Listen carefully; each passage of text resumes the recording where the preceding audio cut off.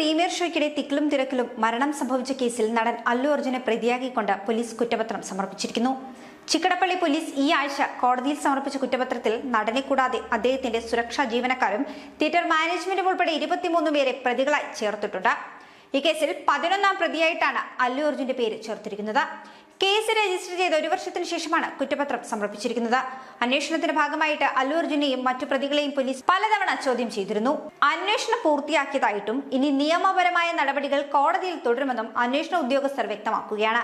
അതേസമയം 2024 ഡിസംബർ 4-ാം തീയതി രാത്രി 11 മണിയുടെ പ്രീമിയർ ഷോയ്ക്കിടെയായിരുന്നു ഇത്തരത്തിലൊരു അപകടമുണ്ടാകുന്നത്.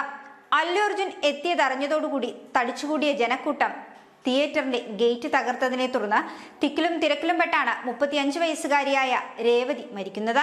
ഇവരുടെ 9 വയസ്സുകാരനായ മകൻ ശ്രീതേജിനും അപകടത്തിൽ ബ്രെയിൻ ഡെത്ത് ഉണ്ടായി.